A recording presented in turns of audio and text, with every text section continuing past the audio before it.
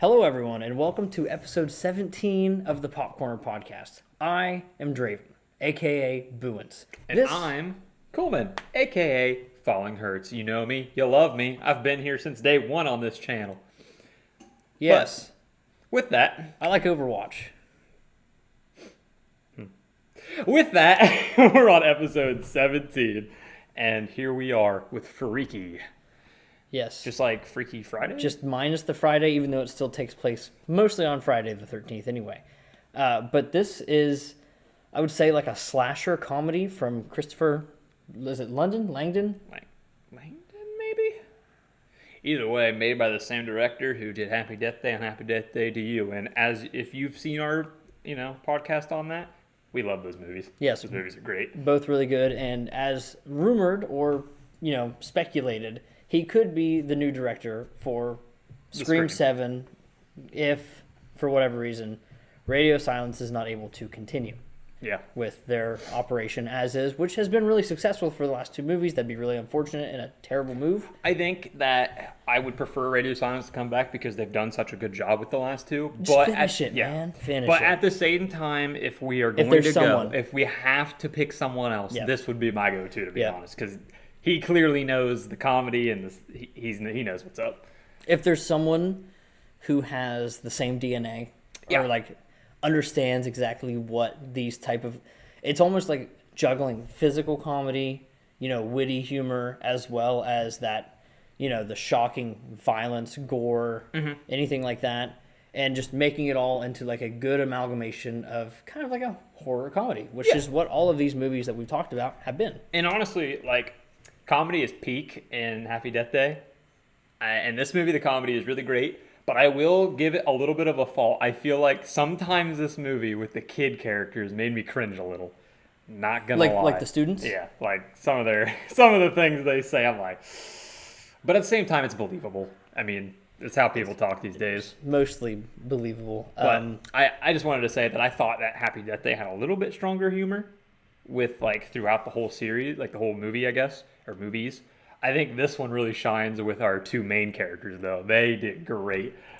Yes, yeah. Vince Vaughn, I love him. Yeah, he's so good. Catherine Newton, I only knew recently from the best movie of all time, Ant-Man and the Wasp: Quantumania, which is interesting. I know you don't know this yet because we haven't watched really any of them, but Avengers Endgame, right? Okay. Okay, so in that movie, Ant-Man's daughter is in it. Mm-hmm. It's after the time gap or whatever. And so we see her grown up, and it's some actress. She was in that movie. I would only know her from that. I'm not really well-versed in a lot of more modern, smaller movies or anything like that. But she was in that. But then they announced the cast for Ant-Man 3, and they had been recasted. Yeah, just recasted. They recasted, but the original actress for Cassie, Ant-Man's daughter, she was like, yeah, I didn't know about this until they announced it. I was like, dang. Yikes. But so a lot of people were like, I feel like Catherine Newton in that situation had a lot going against her. But I think she was probably a standout of Ant-Man 3. I mean, I never watched that movie, but in this movie, I think she did phenomenal. Well, her number one line in that movie is "Don't be a dick." So there you go. I don't know. I one of the things that I want to start this off with this movie is that with the killer and our main character, it's really cool to see how they start, because you have this man being a big bulk, coming at you like Jason Voorhees, and versus her being the shy, nerdy, quiet girl. And then, of course, this is like Freaky Friday, they switch bodies, and it's really fun to see the actors change their way of acting, because he has to start acting like a little scaredy, nerdy, shy girl, and then she has to end up acting like him, where she's just being all serious, and I love it. You can definitely see their range in this movie just from it alone. Out of curiosity, who do you think did it better? Who do you think acted like their counterpart better? Do you think Vince Vaughn did better playing a teenage girl, or do you think Catherine Newton did a better job of playing a middle-aged serial killer? They're both so good, but I want to say he did better because he made me laugh every time he was on screen. Well, I think that's just the nature of the characters, though, that they're playing. But that's what I'm saying, because I think they both did really well. I don't think I mean, you could say that maybe she did better, he did better, whatever. I think they both nailed it, 10 out of 10. I think they both did what they needed to do, and you could clearly tell that their range is very, very good. Right. Now, speaking on the body swap aspect of this movie, I think my favorite aspect of this, I gotta say, I think their wake up scenes. Excuse me. Could you not? I got the Rona. I don't have the Rona. I just have a dry throat. God, Draven is so annoying. Could you get on with it? Boy. Anyway. I thought any one of the Freaky Friday, like the actual movie, as well as this one, they always wake up with their body swaps. Yeah, when they swap, right? Yeah. Freaky Friday was really interesting. It was like tumultuous, a downward spiral of crazy stuff happening that ends up in them like brutally assaulting one another, trying to get it figured out. And in this movie, it's a little more slow burn in the sense that, like, with Millie's character, when she wakes up, she's just, well, not actually Millie, but when the killer wakes up, completely deadpan. And the mom's just like, oh, okay, I'm sorry, you got PTSD. I love that, like, she's, like, talking to Millie, which is obviously right. Which he's, like, what, the butcher or something? Yeah, I think the butchers. Or something like that? Yeah, the killer, a.k.a. the butcher or whatever, I'm just going to call him the killer. Okay, killer, it's fine. We'll go with killer then. But the killer's inside Millie already, and I love that part because, like, he's just, like, looking around, just like, huh? And then she just keeps talking, the mom keeps talking to Millie. And then the killer's just sitting in Millie's body like, okay. Now, so good, man. Yeah, I really enjoy it. I thought it felt a little, I don't know, it felt a little different, especially hers, when she wakes up in the sawmill, right? Is what you're saying? Yeah. I thought what was weird about that to me was that when she woke up, it wasn't like an immediate freak out. It wasn't like, oh, why does my voice sound like this? And then she started freaking out when she looked around. But I was like, if I wake up somewhere that's not my exact location I went to bed, I'm going to freak out. That's true. I would have been the fact that she didn't immediately, like... When she wakes up and looks around, you can obviously see all, like, the dead animals hanging around. Yes, the mannequins. And then just the random crackhead that approaches 2 seconds later. I'll suck your dick. Yeah. That was so good. But no, I didn't really... As far as that goes, I thought the wake-up scenes were a little unbalanced. One was really like, okay, this is like interesting, and I think I understand what you're saying, but I think it kind of correlates with their characters, to be honest. Well, because like she obviously, like Millie herself is, I don't know, I feel like she's just a little goofy, just like not really caring, paying attention. She's just like, oh, and then obviously starts acting goofy and like, after finally processing what's happening, and then him, like he was just immediately just like plotting what I'm gonna do here. Right. I don't know. I know what you mean though, but I just feel like in a way it kind of correlates with the characters.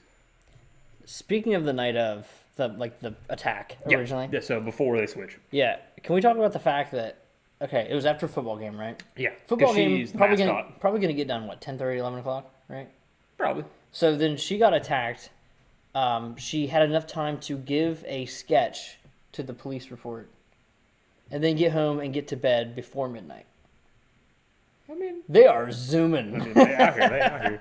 They are out here. You also got to think too, though, if you're gonna say that and be like, "Oh, the game ends like that," you got to know too that like it showed a time limit because it was like 9:40 when the mom was supposed to pick her up. So the slashing happened like at 10 or something. Because I'm pretty sure it was like 9:40 because like the mom's passed out drunk or whatever. Gotcha. She was supposed See, to pick her up. I must not have caught that. I was taking it off of like local football. Yeah, I'm pretty sure it was like 9:40, but yeah. Well, let's put it this way then. Their football team is really efficient if they're getting done.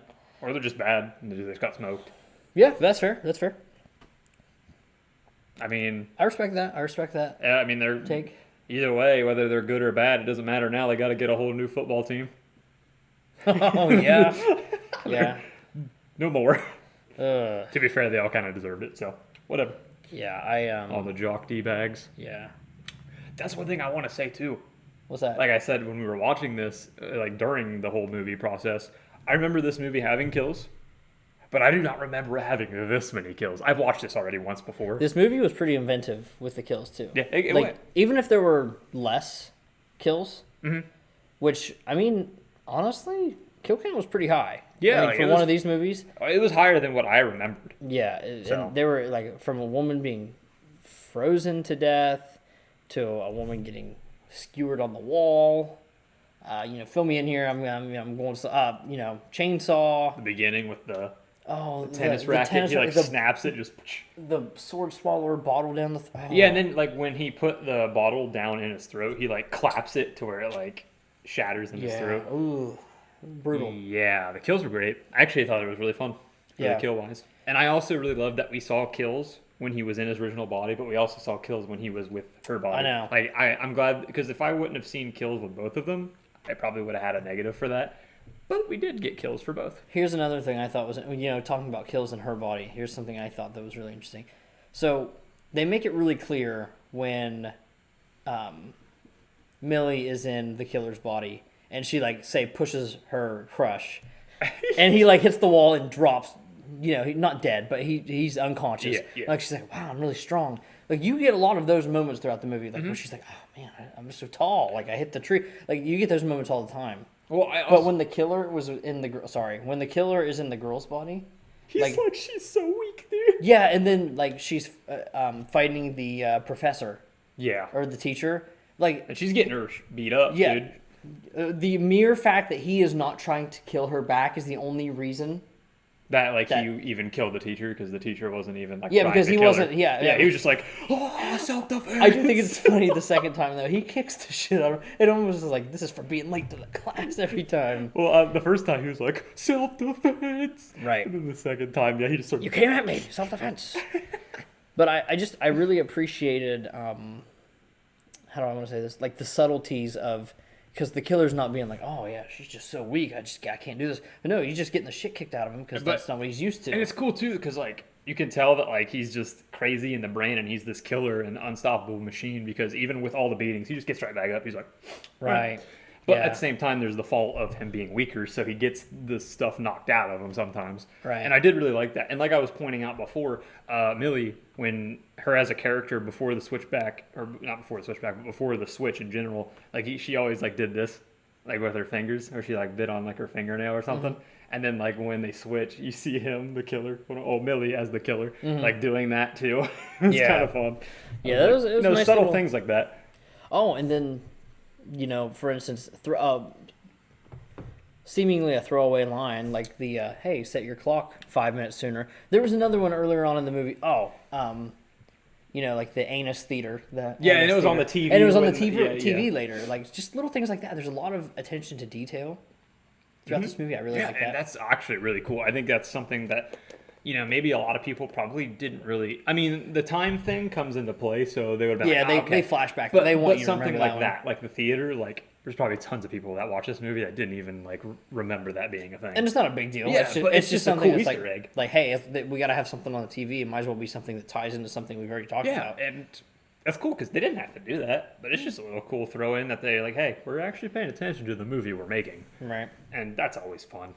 Let me I know I've said some minor nitpicks, but let me throw out one real piece of criticism I do have for this movie. Let's hear it. And I think you can get behind this if I play it out right. All right, let's hear it. Okay, so we have our two characters, our protagonist and our direct antagonist. Right? They're both awesome, but yeah. I don't think they interact enough throughout this movie. They're in passing a few times, the police station later on in the movie where she's in and out. Basically, school a little bit, but again, these are nice little moments. But I wish there was more of of why are you doing this? Yeah, we didn't need to have the killer explained. I kind of like that. I don't like how he doesn't have a motive. He's just killing people to kill people. You say you didn't like that? No, I said I love that he didn't have a motive. I like it too. I just wish there was more of at least throwing the question out there. Or, a little bit more back and forth. Just something. Yeah. I mean, I agree there. I don't think to me to you, it's probably a negative in the movie. To me, it didn't really matter too much because I feel like they still interacted enough for me to be it's all right. But I do agree that it would have been awesome to see these two characters play back and forth with each other. Right. Well, I just think that would have, because it would have been fine if the killer didn't have a voice. You know what I mean? He was a silent killer. He kind of was until Millie switched. Right. Yes. No, I know. Because he never really said anything himself. Even in Millie's body, he only talked a few times. Yeah, no, and he's definitely like a less talkative character until he's trying to manipulate people into thinking he's Millie. Yeah. But what's that? I just love that scene where they do interact, and then like they're in the school, and then like Millie's in the killer's body, and then he with the friends, and then Millie, aka the killer, in her body was just like, oh my god, it's the killer, the butcher, literally, she's right there, someone help. The cops come running in. Right, yeah. I'd love that. No, yeah, that like it's clever. This entire movie's clever. I think that the movie would have been served better. There's two ways to do it. You either make it to where your antagonist doesn't speak. Okay. In which case it's just an unkillable force, and it would have made it a lot creepier. Okay, in that sense. I feel like the beginning was the strongest for the killer because he was just like Jason Voorhees, had the mask on. Right, and that's definitely what they were going for. Mm-hmm. But the alternative to having the antagonist not speak would be to have them interact more. I think the middle ground that they struck was definitely fine. Mm-hmm. But if there's anything I feel that's lacking, that's what it was. I think more interaction or even less interaction. Just basically pick a lane. Don't drive in the middle. You know what I'm saying? Yeah, don't have. Does that make sense? Yeah.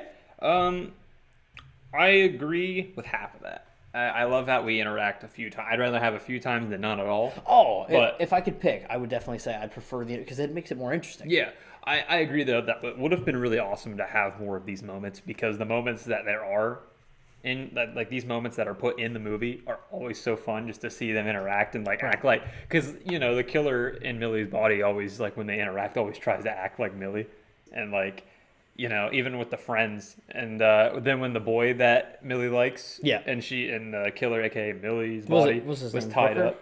Yeah, Booker was tied up. You hear her be like, "Oh, Booker, help me, Booker!" Just it's so good.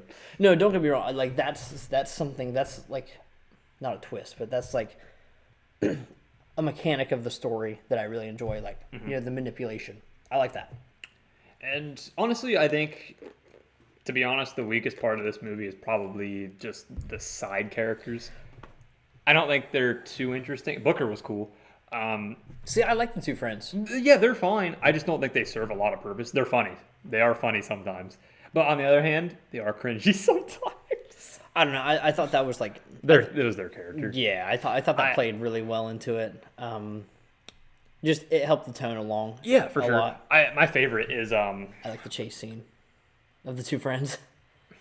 My favorite with them is just when is that what we're talking about? The one where in the kitchen? Yeah, where Millie is the killer's body, and then like trying to be like, hey guys, hey, it's me. They keep swinging at her. Yes. I love that. Millie, aka in the killer's body, is always just like, yo, can we stop hitting things, throwing things? We're all tired. We're all tired. Just stop hitting. Yeah. It's good. It's great. I'm trying to think of, visually speaking, to kind of categorize some of this review to some degree. Okay. Visually speaking, how'd you feel about the movie?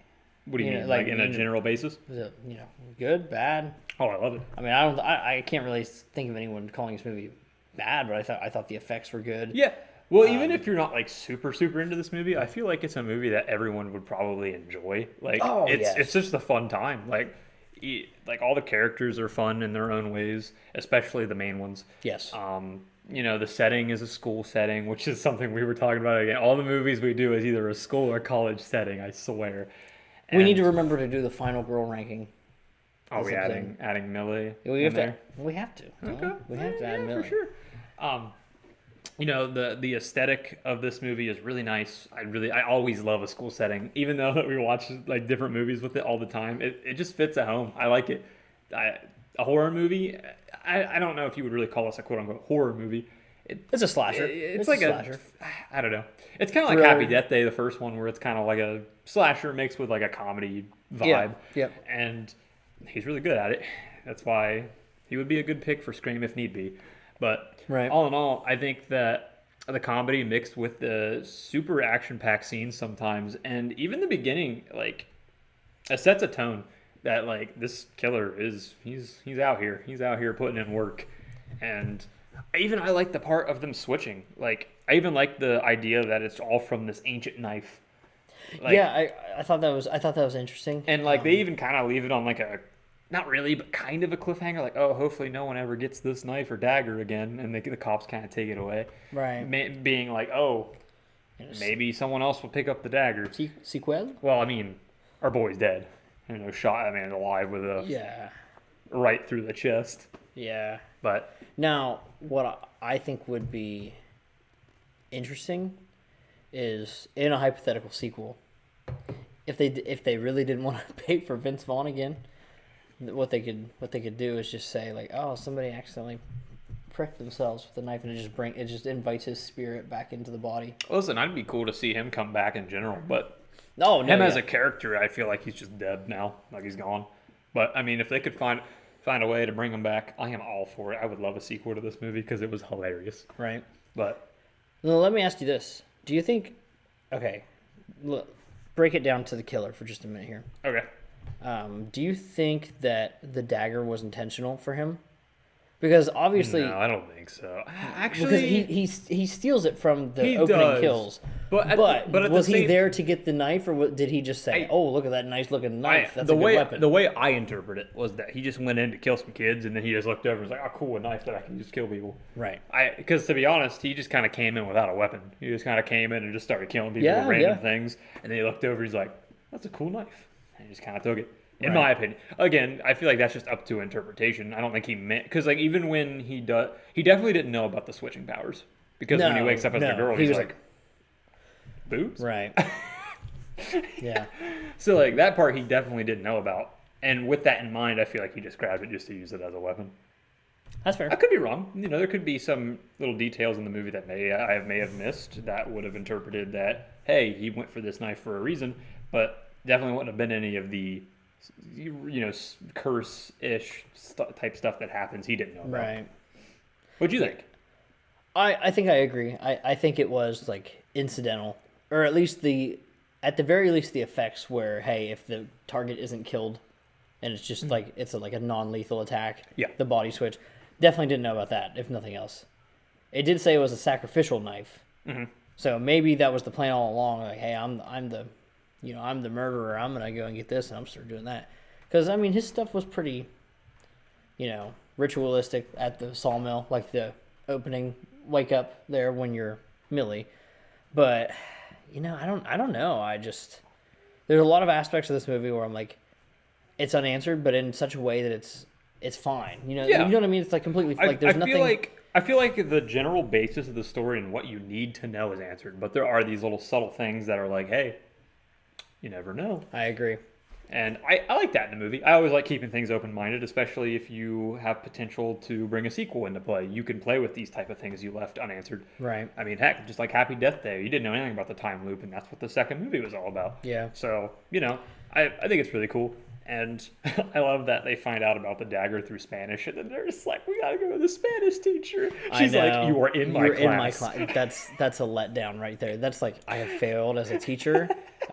Yeah. So it's that's a moment that exemplifies the side characters. To me, I think the side characters really did. I don't want to say they did not carry this movie, because the protagonist and antagonist did. Oh yeah. But the side characters, the supporting cast of this movie, is really good. Yeah, I don't know. When I said it before, I'll take it back 100% because I do like these side characters. I just think that the hard carry was our two main ones here. Like, it was centered around them, and I know these guys were just side characters, but like they did so good. The main characters did, right. And I love their acting and the way they play and switch around, and that's always really interesting to me. Mm-hmm. But at the same time, like I said, our two friends here, the way they interact with Millie all the time is so funny. When they're getting chased by the killer, or they think they're getting chased by the killer, like, "Oh man, I'm gay. Right. You're black. We're done. We're done for." Like, Or the mom walking in. And he has to come out to her as straight, which everyone else is like, straight is the baseline. You have to come out as gay. I love it, dude. It was so good. It was just like a flip, and I love it because he's just like, we're role playing with like him and Millie. Isn't that a sexual game? And he's like, yes.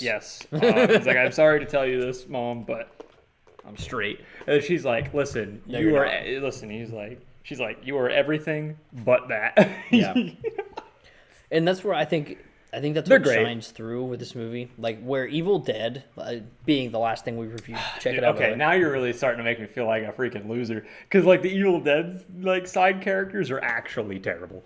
Like these characters in this movie are great, and I think they flow very well with the comedy portion of it. Like I'm not saying they're bad characters. I just thought that like compared to the main ones, they were just like they're okay. But they were still great. They still shined and flowed with the comedy very well. Right. So, and I definitely agree with that. And that's a good point to bring up. But what I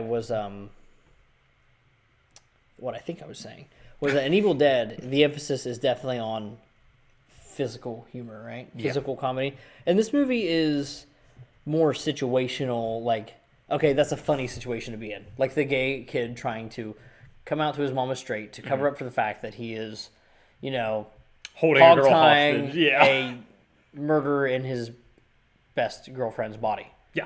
Like you can't make that up. Well, like, what are you supposed to? You can't tell her like, hey, this is what's happening because she'll be like, you're crazy. This isn't actually Millie. This is a murderer, and I can't let her out. Yeah, she'll never believe that. Yeah, so like or just the fact that it's the murderer and it's the girl, and then the one popular girl.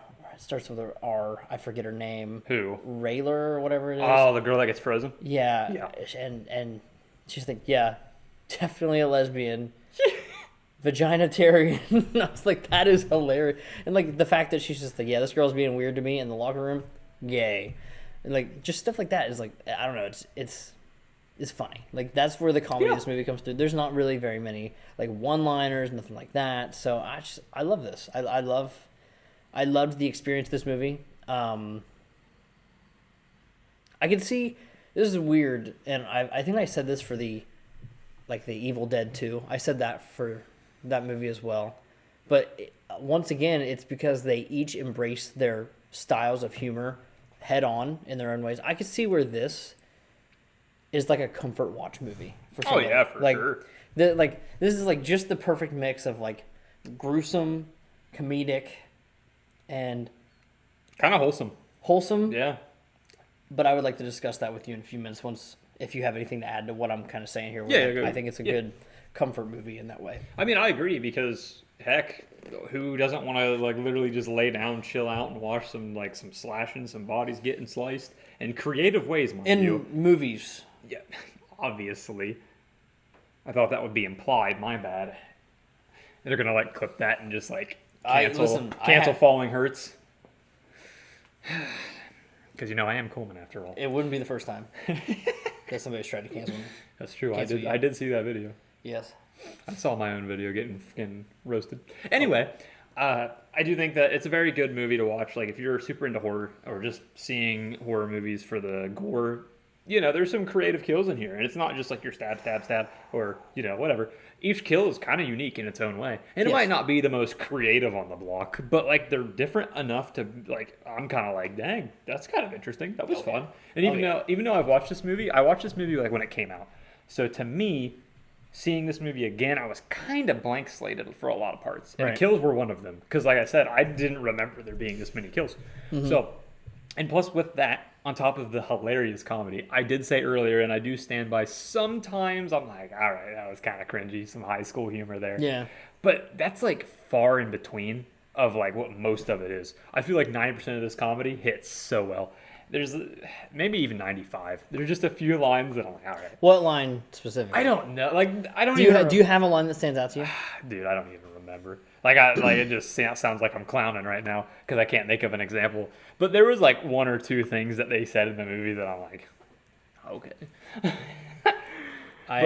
But overall, 95% of the comedy hits hilarious, whether it be between the main characters or just some side characters or side characters in with more side characters like the mom coming in or, that type of stuff. Funny, hilarious. It's hilarious. It's gory. It's fast paced even. Like there's a lot of stuff going on and you go back and forth between these two characters and they're different vibes.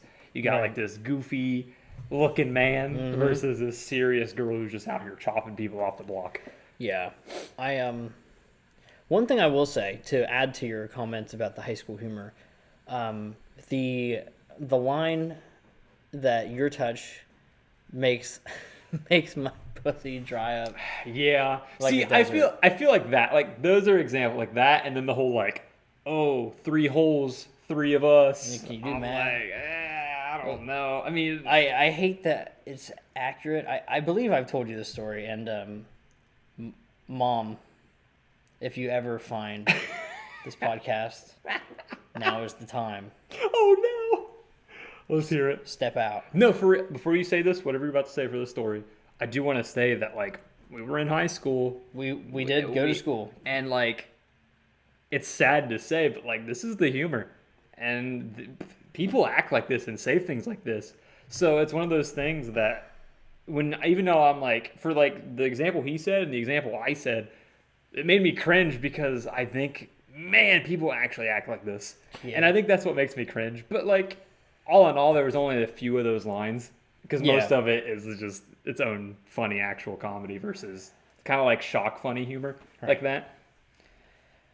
All right, my friend. Mm-hmm. Did I ever describe about my story in high school where in chemistry class we had our little dinosaurs? Yeah, you did tell me. Okay, so you may know where I'm going, but I'm going to explain it for the podcast. So, chemistry class, high school. So it's what, AP chemistry, I think, or CP chemistry, one of the two. It doesn't matter. I was smart. But we were basically dealing with, I want to say it was physical reactions, where it was just, a little, I want to say foam or rubber dinosaur little guy. Yeah, the things that you like put in water and they put them like in grow. water and they grow. Yeah. So very simple. I just know it wasn't the foam ones that like you would put in like a kid's bath or something. But it was like a rubber one. So it engorged and it like soaked it up throughout the day. And then basically we would let it sit over the class, and then the next day, once the students all wrote their little, there's little scientific, like, I observed that the fucking dinosaur got bigger. Dang. And then you get an A+, right? God dang. Well, we didn't go to the smartest of schools. Yeah.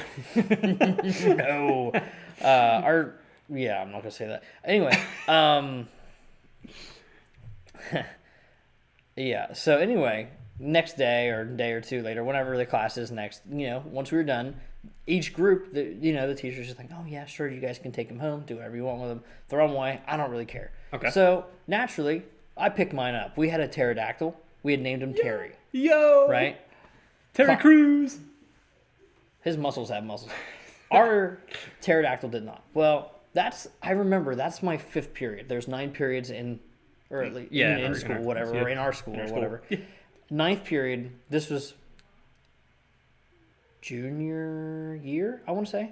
It was either sophomore or junior year. It was junior year because junior because you had the same math class as me. Yep, we had pre-calc, 9th period. Yeah, right? I was a senior, yeah. Pre-calc, 9th period, and in pre-calculus, there is a girl in this class who now sells marijuana. You actually know of this person still? This person. I have not seen this person in a long time. I know that she just sells weed. Didn't finish school, and probably because one day as we were leaving pre-calculus at the end of the day, we were waiting for the bell to ring. The teacher was telling us not to wait at the door. What were we doing, of course, but waiting at the door. Waiting at the door. So I'm sitting there. Terry's sitting on the desk. I'm standing by one of the desks because I'm lazy. I'm not carrying all my stuff. I'm not holding it. I'm waiting. Well, in those final moments, this girl approaches and with 2 fingers strokes Terry. Oh, no. She said, "It's wet. Like my pussy." Oh, no. I didn't know how to react. Not because I hadn't heard anything like that before, but it was so you can hear jokes like that from your friends. Yeah, from your friend, but you weren't close I was with not this person. close. Yeah, I was not close with this person. Okay. I didn't know how to react. I just kind of walked away. I remember I was like, okay, we're not going to be doing this here. Well, it's funny because I was in the class then. Yeah, I know. I didn't even see or hear it, so. You could have had Terry, man. It wouldn't have been me. But yeah. But yeah, even from your experience, there are jokes like that. That wasn't a crazy story by any means. I know that. But in my head, it lives rent-free in the fact I'm like, what in the fuck was that interaction? Because I just don't understand how like I can't just walk up to it like I don't want to say stranger. I knew who she was, and like I'd had school with her for years. Yeah, but I was never like I knew her name. Mm-hmm. Even now, the only reason I know what she does for a living is because she dropped out of school like half a year later. So I was like, all right, cool. And yeah. So long story short, high schoolers do kind of talk like they did in this movie. And it's a shame, but unfortunately. It still sucks. Yeah, it's a shame. Yeah. But, that's why I don't, fault it for that. Because, and even then, there's only a few jokes like that. There's not a whole lot of jokes like that. But at the same time, those are the ones I'm thinking of and talking about. When I'm like, kind of cringy. Yeah. But that's, like I said, there's few of that. And a lot more of the either wacky physical comedy sometimes or the actual setup of jokes. But yeah. Okay. All right. Do you have? Can you think of any other major criticisms or even positives, things that you want to talk about? Because I have two talking points that I want to talk about. Throw one out, and then if I think of something, I'll talk about it, and then you can go to your next one. Okay. So let's hear your first point. We'll do the simple one because I don't really have too much to say. Just kind of like a little, fun fact that I briefly talked about earlier. Soundtrack done by Bear McCreary. Yeah. Clearly good at what he does. God of War, The Walking Dead, Godzilla, King of the Monsters, to name a few of the more modern credits. There's other things. But, I don't know, just goddamn, man. That's he's good with his audio track, man. Yeah, but, I'm not going to lie. There were the moments when the music picked up during intense scenes. Mm-hmm. That's about the only time I noticed it. So, a little more low-key. And also, they didn't really use a whole lot of lyrical songs other than when she's the killer is as Millie walking into the school, right? And it was playing a whatever song, then it distorts and then turns into a edgy, edgy song when she's walking in, and all the guys are "Dang, she changed her outfit." Yeah, she's a different person now. Where are we? And it's accurate. Literally, a girl makes herself look slightly different by wearing edgier clothes or hotter clothes, and everyone's dang, different person. Different person. Me reinventing myself every school year. I just look like a nerd, so whatever. That's where I'm at, man. But yeah, no, I didn't really have too much to say with Bear McCreary other than the fact that I really enjoy his work. Mm-hmm. I don't know if you've ever heard this before. I am currently watching The Walking Dead. Just finishing up season 9 right now. Watch C Nation, it's better. Sorry, I just had to put my opinion in there. Sorry, I just like shows that make it past 5 seasons. Anyway, but your show takes 10 years to do anything. Whoa. Anyway, both are good actually. I like Walking Dead in its early days. One thing that I want to talk about with Bear McCreary, and I think The Walking Dead is the closest thing that I can relate to this. You got your main theme for The Walking Dead, right? Yeah, everybody knows. Yeah, whatever. Previously on AMC, The Walking Dead. Yeah. That show has, music throughout the entire show. It's good. Yeah, it's good. But I think that show is. I think The Walking Dead is very similar in the sense that it's subtle. It's subtle, and because it's just matching the tone of whatever scene it is. I mean, like I said, I stopped watching Walking Dead after a while because to me, whatever. Right. But I did know that the music really does try to seem subtle. It's more eerie in the background, more of it's not up in your I watch C Nation, and the difference is they're blaring rock and roll music as they're mowing down things. As for Walking Dead, it's more eerie, trying to be more subtle. Right. And I dig it. I like both. I like both in your face, let's get it on, versus your subtle, let's keep it eerie, more atmospheric. I like both. Well, I think the downfall when it comes to this style of soundtrack comes with, or I guess it should be score. Technically, that's what it is for a movie when it's more orchestral. But when it is just matching that, there's nothing memorable about it. Yeah. So The Walking Dead, you obviously hear the main theme because there's nothing else going on. So that, everybody knows it. Also, it's the most the number one main thing. I think the biggest downfall with this type of score is that it's very unforgettable and it doesn't get as much appreciation as it should. You know what I mean? Right. But it strictly does its job. Yeah, it does what it needs to do. Yeah, and I agree. And I can probably think of and this is kind of getting into the weeds with conversations with this, and I'm using The Walking Dead as like a leg to stand on because there's more instances of it in that, rather than the hour and 45-minute movie we just watched, or hour 40, whatever. So in The Walking Dead, there's like throughout the entire show, there's probably like 4 times that I can say, hey, that music was really poignant and really good. Mm-hmm. So there's like season 2 finale of The Walking Dead where, spoilers, Rick kills Shane, and like all the zombies are coming onto the farm. Is that when like they set the barn and stuff on fire? Yeah, well, yeah, it leads up to that. Well, that was the first time that the show utilized the main theme in like a more like grand way, and it wasn't like the fast like dun dun dun dun dun. It was like the dun dun dun dun dun dun dun dun. Yeah, it was like crazy. So there was that. I think the governor had his own like really like the, didn't he have his own theme? Yeah, like that was epic. That was cool. That was awesome. Negan, same situation. They leveraged their own theme there. Really cool. They even added in like the whistle. Yeah, like that. Cool stuff. And even in one of the newer seasons, there was a really nice. It was for, I want to say for Rick, getting sent off the show. Mm-hmm. Like that, like really cool moments, really poignant. And I remember the music in those scenes. I don't remember any of the music from this movie. And for most of The Walking Dead, I don't remember it either. You want to know what show that I do remember all the music for? What's that from? Game of Thrones. Because saw that coming. Each house in Game of Thrones, and I know we're getting really far into the weeds, and I promise I'll cut it short. Each house, like you got Starks, Lannisters, Targaryens, Royal House, Baratheons, whatever. Each of their houses have their own themes. Main players in each house have their own individual twists on that theme. If I hear a certain song, like let's say a certain scene from the OST, mm-hmm. I know exactly what character it is and probably what moment it is. Yeah, that's what I'm saying. Like you can picture like the scene in your head, like what's going on. You hear something from AKA this movie or Walking Dead. Well, again, it ties in with Walking Dead because it's the same guy. Right. So that's where that comes into play. And I think that like you hear something from The Walking Dead that he made or from this that he made, unless you're thinking, if this movie specifically, if you think of like the lyrical song, because there's only one part where she's walking into the school, I can see you remembering that. But anything else with tonnage of like music or score, with either this movie or Walking Dead, you're not going to know. You'll hear it, you'll be like, oh, it's cool, but like, I don't remember what's happening in this scene at all. I don't even know where this is even located in the movie or show. And I agree. So like, I kind of see it as like I would never dock it as a negative, but I can't give it as a positive. A positive, yeah. As a full, you know what I mean? Like I don't know. It's weird. It's weird. It does its job, but it doesn't do it exceptionally. Yeah.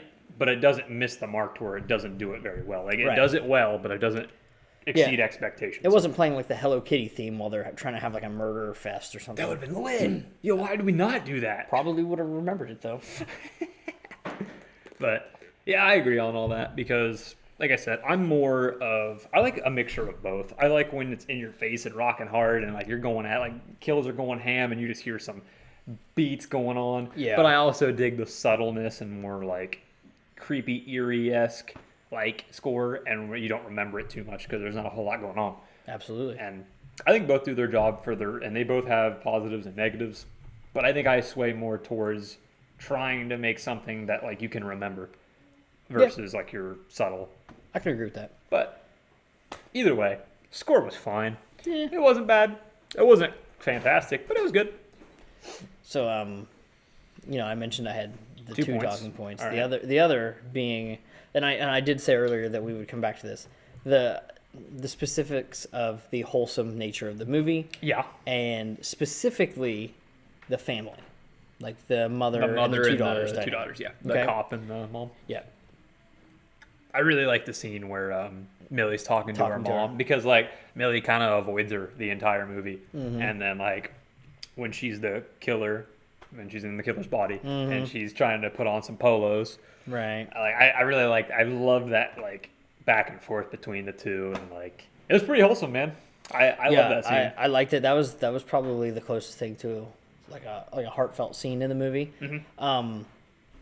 But what I wanted to talk about specifically was like I thought that the opening kitchen like breakfast scene in the beginning of the movie where you get so much tension, like you see like you can see that they're not a big happy family. Yeah, like you see that there's like tension between the older daughter, and she sees like the bottle of Chardonnay and the trash can, and then you see the mom like look down, and then Millie tries to hide the application for the college. You get so much. You get like that the mom is both smothering, alcoholic. You get that one daughter resents, the other daughter is shy, trying to keep to herself. Right? Yeah, and like you get so much from the family dynamic of this movie, with little words actually mentioned about the actual topics that are important. Like they're having set dressing conversation, like, oh yeah, we're gonna go to the anus theater and this and that, like funny moments over top, and like the characters underneath are like, it's a really well acted scene, really well directed and planned scene in that way. But I think that this and then the polo scene, are probably the only two earned family scenes in the movie. I mean, we don't have much after this. I mean, I guess at the end you see them take him down as a family, all in all. Like, they work together a little bit. Yeah. But, like, it's not like your wholesome, like... Well, more specifically, what sticks with me is when it's at the end when Millie is with, like, laying in bed with her mom, and then... And then the sister's just happy. I didn't buy it. I'll say I just didn't buy it. I understand because I can understand Millie. I don't understand because they had the polo conversation. Yeah. So even though that, like, the mom didn't know that she was talking to Millie, right? Millie like understood and seen where she was coming from and why she was smothering her. And the mom still got to hear that lesson. Yeah, from that. Yes. Yeah. But like the sister was weird because the sister didn't really seem to have any a resolution. I mean, with the mom or anything. So. Yeah, I agree. But I wholeheartedly agree. All in all, I didn't really... It's whatever. I mean, she was just a whatever character, to be honest. I mean, she wasn't that important, so I guess... She felt like a plot device. Yeah. More than anything. And that I would agree with you, the closest to her with a side character. Though I do feel like... I don't know. I feel like she added enough as a character. Yeah. To where I wouldn't say, this is just fully a plot device, but like... She was like the plot mover forward. Yeah, for sure. I agree. I don't know. I dig the resolution between Millie and the mom, though. I did like that a lot. I thought their arc was very wholesome, and I did like from where we started for how like tension-esque they had, how much tension they had between each other, versus where we're at now, where they're clearly like, we're good. And like the mom goes, yo, you can go to college, and then like. Millie's like, nah, it's okay, I'll stay. And she's like, listen, you're always going to be my daughter, like how she told her in the dressing room. It was nice. I dug it. And no, I think the mom and the daughter relationship worked well. One thing, and I mean, this wasn't really something that they really focused on too hard, but Happy Death Day, I think, did this better. Was the relationship stuff. I think that like boyfriend, girlfriend? Carter and Tree, I'm like, yes. And I don't ever care about relationship stuff in movies half the time. So Carter and Tree, like them actually sparking interest for me to be like, kiss already, brother. Yes. But these two, like, I'm happy for them. But in the end of the day, I wasn't. I didn't need it. I mean, you could fight that. No. I agree. But my, kind of bouncing off that, I saw a tweet where it asked, "What is your favorite movie trope?" Mm-hmm. Or what is your favorite trope or whatever, and actually the quote tweet was like, I would love you in any universe, and it showed Zelda and Link, and they were always holding hands and like all the different. That's not Happy Death Day. I know, but in Happy Death Day, it's like they kind of ended up in both versions in a way, kind of, and I was just like, man, that's such a wholesome. I really want a third Happy Death Day. Please give us another. Just one more. Yeah, one more. Wrap it up. One more, and I won't ever ask again. Hey, 2 is awkward. Make it a trilogy. Yeah, you know what I mean. That's what I'm saying. Like, who does just a sequel nowadays? There's always sound like Scream now. I mean, Stu was always like, there's always got to be a sequel. Well, you know what? I'm changing it to there's always got to be a trilogy. I agree. But as far as this movie hasn't got a sequel. Would you want to see a sequel? Or do you think everything is wrapped up? We're good to go. You know what? One and done. With Happy Death Day, I felt like I didn't know enough about the rules of the world. Okay. And I felt like there were actual legitimate questions to be answered. I agree. I think Freaky answers the questions enough to where I am perfectly fine leaving it where it is. It doesn't need to be a cliffhanger. We don't need to see a new killer. We don't need, because that would just be unrealistic to have two killers find the blade, and then because I'm with you there. That's the trend. Like, I think this is fine. Yeah, I agree. I think this is good. Listen, I wouldn't be opposed to having a sequel. I would watch it. But at the same time, I feel like with Happy Death Day, we didn't know anything about the time loop, and that's what the second one was focused on, to give you more about the world, give you more about how this loop works, and all this. It was fun. It was great. And then this one, I feel like all that, like, you have a dagger. If you don't kill the person you stab, you switch bodies. That was all that you needed to know. And the killer got killed. Yep. That was the end of it. Yep. Like, I know there are, that lingering thing that, they make a comment about the blade. Like, I hope no one else gets that. And the cop just I'd be burning that thing. But, But at the same time, the cops wouldn't believe her. Right. You're cracked. You're out of your mind. Yeah. No. 100%. So, I'm with you there, though. I don't need a sequel, but I'd watch one. I would watch it. I prefer a Happy Death Day 3, though. Yes, definitely. But with that being said, do we want to go ahead and kind of swing towards final verdicts? Yeah, we can do that, and then we can hit our tier list. Yes, we'll have to. We'll round out with the tier list. Then I guess at this point, we're going to need a school tier list, too. We still haven't done it. We said we were going to get a whiteboard, and we're failures. Honestly, it'll happen. But we'll get there. We'll get there. You know what? You do yours first. You want me to do first? Yeah. Okay. Okay, I'll try to make this as quick as I can, because I think with final verdicts, I feel like I tend to go a little, long. You do? Buddy, I'm the one who talks forever in my final verdict. Well, I feel like you're always shorter. But you say regardless, you say what you need to say. I will vibe out here. I think that Freaky is a movie that I think it feels a little longer. Which not quite hitting the hour and a half mark. It does go a little, what is it, like 10, 15 minutes over. But I think it utilizes that time really well in such a way that it answers the questions, as we mentioned, that would eliminate the need for a sequel. I don't think there's any scenes that are just there for filler. I don't think there's anything that I'm sitting there like, why are we doing this? What's going on here? But no, every one of those scenes is filled with brutal killings, gore, or comedy, comedy. And really well planned out and storyboarded and directed and acted scenes that add to family dynamics, friendships, and just world building. And like I really like it. There's a lot of attention to detail with, as we said, the theater, and then later on the TV, or the little. I really do. We mentioned this in another movie too, and I don't remember which one it is off the top of my head, but the flashbacks. I always hate it when a flashback is it was Happy Death Day. Remember this? Because Happy Death Day with Carter, like when he gets his neck snapped. Yeah. And then like immediately, like 2 minutes later in the movie, it does the flashback where you didn't like that. Yeah, that was more egregious in Happy Death Day, but I'm personally a fan of just not doing them. I mean, it'd be one thing if it was a TV show. I think spread out across weeks. I think that in this movie, the time, like the flashback works, but I think what would have been better is him like running up and being like did you do it? Did you do it? And then it's like, nah, we're too late. And then like, what are you talking about? Remember? And then she's like, oh. Or, I don't know. Yes. I think it would have been cooler with him coming in and being like, I told you 5 minutes ahead of time. Mm-hmm. Or, I think that would have been better than a flashback, but it still did its job. Yeah, that's fair. And I did love that moment, by the way. I do like that. Yes. I got tied back in. Mm-hmm.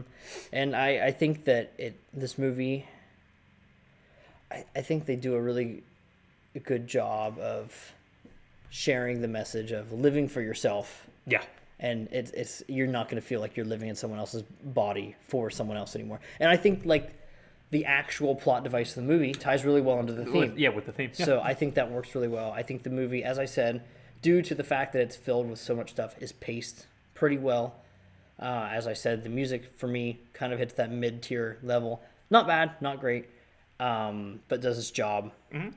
Visually, I think the movie does really well. The only scene, after thinking about it for a minute, I know I didn't mention it earlier, that stood out to me was that when the girl is frozen and she falls, you could kind of tell the shading on it, or like the composition of the shot. That like some of the pieces that fall don't quite match perfectly the lighting of everything else. I was like, okay, that's a little weird, but it's fine. And honestly, I'm thinking about this movie, and I'm thinking I really like it. I think I'm gonna have to go. He's gonna give it a fucking 1. 1. I've not gone that low. My lowest has been a 4, and it was well deserved as a 4. I'm thinking. Can I get a drum roll? Like just little light taps.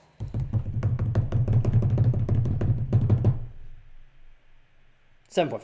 That works. I was like, I stopped the drum roll and he didn't. Yeah, I think the biggest issue for me is glaring oversight of like the sister as a character, no resolution there, and then the other smaller issues kind of compound the movie from, let's be honest, starting from like a 9 and then just nicking it down to a 7.5. Yeah, because most of the time there's no 10 movies.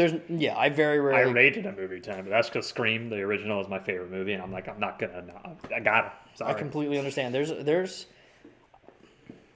only got a few throughout my entire lifetime that I would ever even consider. Yeah. Mm-hmm. And I'm not even sure that I would do it looking at them critically. Yeah. So, and I think that's kind of fair because, like, for me as a person who normally watch, like, without this being a thing, without us doing this, even when I watch a movie, like when we're watching it before we come down here, I'm like, dude, I enjoyed it. It's either I enjoyed it or I didn't enjoy it. Right. And I don't ever look at it critically. I don't look into, the score. I don't look into the characters. I don't look into all these plot devices, all these things. I don't put them, people watch movies like that. And I think that's kind of lame. If you want to think about it afterwards, that's fine. But just go and watch a movie, man. Enjoy it or don't. Like, you don't need to sit there and critically think while watching the movie. Just go have fun. Like, that's what they're here for. And I think that's where these discussions do best is we can kind of weed out those criticisms as we talk. Yeah. Because, or even positives. Like, you enlighten me on something. I'm like, oh, yeah, I didn't even think of it like that. I mean, like, that works pretty well to me. Yeah, I think that's really cool. Especially in, like, hindsight. Yeah.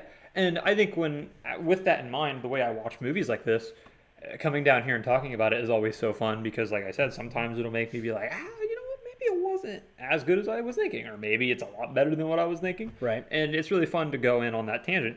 And I think with this movie I enjoyed it. I have very few movies that I didn't like. Here's a list of the movies I don't like. Yeah. And then the list of all the movies that I love or enjoyed. Yeah, like Barbarians at the top of love, right? No, it's at I wouldn't say the top of hate because that's is it on your dislike list? It's not really. I will say that I enjoyed it, but it's nowhere near good. It's okay. It was an okay movie. Listen, bad is listen. I'll show you some of my bad list. Batman versus Superman, trash. That is on the bad list. I don't like Nope. I guess the internet loves Nope, but I do not like Nope. I don't like that movie. I thought it was boring. Yeah. Okay, I'm gonna get back to my thing here. The reason I'm talking. Right. Final verdict. That's the word. Your final verdict is you got sidetracked. Yeah, that's it. Usually that's you. I thought I reined myself in as well as I could. Wait a minute. Oh my god. I broke character. I'm sorry. We were doing the whole thing where I'm Coleman, he's Draven. Yeah. Sorry, if you didn't pick up on that yet, then they picked it up. Nonetheless, I love this movie. Watching it was super fun. I watched it for a second. This was his first time. This was my second time. And the first time I loved it, thought it was awesome, fun. And I think my second time I enjoyed it more because when going into this, I remembered liking it. But like I said, I didn't remember the amount of kills. Right. I didn't remember the kills being as kind of creative as they were. I remembered loving the killer or the butcher and Millie. I remember loving these characters. I remember loving the actors. I remember loving the actors switch their characters and be completely different. It was fun. It was funny. It was wholesome. Yeah. Great. A lot of gore. Listen, I'm really close to you, but a little bit smidger higher. I'm going 8. 8. Yeah. You probably knew I was going naturally. Anytime I'm like, okay, yeah, that's pretty good. He's gonna go just a little bit higher. He went. But if higher. I think something's really good, he's gonna go just a little bit lower. Yeah. Hey, last movie we did was Army of Darkness for Evil Dead, and you rated it higher than me by like half a point. I did. Yeah, most of the time I'm usually the one that has the higher score. Yeah. I'm a lot more forgiving. Other than Nope, that movie, I was like, nah. Yeah. I did not like it. I thought it was so boring. To any fans, I'm sorry, but. Well, with that being said, now you've angered the Nope fans. They left. They unsubscribed to you. Damn it. With that being said, I'm glad you put it in at the end of the podcast. Yeah. Final girl tier list. It's not strictly two slasher movies at this point because we include characters like Emerald from Nope, for instance. You know, I was trying. Some of these names I have to, or Julie from I Know You Did Last Summer. That's kind of it's a slasher more than Nope is, but it's still kind of a lot of these movies kind of bend the rules of what a slasher exactly is, other than the fact that people are getting brutally murdered. Yeah, for sure. So with that being said, where does our good friend Millie fall on this list? Listen, her as a character is great. To be real honest, but her as like survivability, I don't know. Well, let's not even worry about the bottom of our list necessarily. Because likability, I think, puts her above the bottom of the list. Oh yeah, for sure. Like the girl from I Know What You Did Last Summer. Yes, Emerald from Nope. Yeah. We're putting them. I'd put her Millie over them. Right. Okay, so the top what we have right now is kind of like, and then we have Bruce Campbell in there now too. We do have Bruce Campbell in there. I don't even remember where we put him because I think we at least honestly I think we kind of kept him. We didn't put him in yet because we hadn't seen all of his trilogy. Yeah, so I think like the way we had it was, I think like Sidney Prescott from Scream. Yes. And then we were kind of debating, but I think we ended up going Tree from Happy Death Day. I think Samantha. Samara Weaving. Yeah. Her character Grace from Ready or Not. Oh, I was just going with you. I was like, yeah, Samantha. That's right. It's Grace. Yeah. Samara Weaving is her real name. Grace. Yep. After that, I don't know, but like those are our that's getting into So those are our top. Those are the top ones that matter. So would we put Millie over these four here? I think Millie comes in at those three. I think she comes in at 4. 4. So yeah, I agree. But we need to add Bruce. And I'll probably put Bruce over Millie, to be honest. So you're putting him at 4 and then her at 5. I think that's kind of what I'm looking at. Oh man, it's tough. I don't know. I think I want to put him at 3 over some Grace. Okay. Yeah. I mean, I think Grace is great, but we just don't have as much time with her as we do with Bruce. That's fair. Ash. So I think Ash Williams. If you're good, yeah, we would go Millie, Grace, Ash, Tree, and then Sydney. Yeah, I'm cool with that. I mean, Emerald and Julie at the bottom. I think like these top like 5 that are really good. Like all 5 of these are like solid final girls, and like especially the top like 3 are like really close for me. Like I really like all 3 of them a lot. But yeah, I think a lot of the movies that we've watched, there's been a lot of strong protagonists and final girls. Right, very bottom of the list. I would like to add in a new addition that I don't think we talked about. The Old Sister. The sister in Old. No. She's at the bottom. She survived. She's at the bottom. Oh my God. She didn't do anything. She didn't do anything. She's bottom. She just went from little girl to old girl. Yep. Cool. That's it. She didn't like fight anything to survive. I mean, they swam. She fought natural selection. She fought genetics in her aging. Really so but all right. That has been episode 17 of the Popcorn Podcast. My name is Falling Hurts. Coleman. This is my friend Draven. Booins on pretty much all socials. And yes, that's it for us. Heck yeah, man. Consider subscribing if you made it this far. If you didn't, screw you. And, look out next week for something a little different. A little different in tone, He's taking over for like the next 5 weeks of the movies. So. Bum, ba-da-bum. Bum, ba-da-ba-dum. Bum, ba-dum, bum, bum, ba-da. Bum, ba-dum, bum.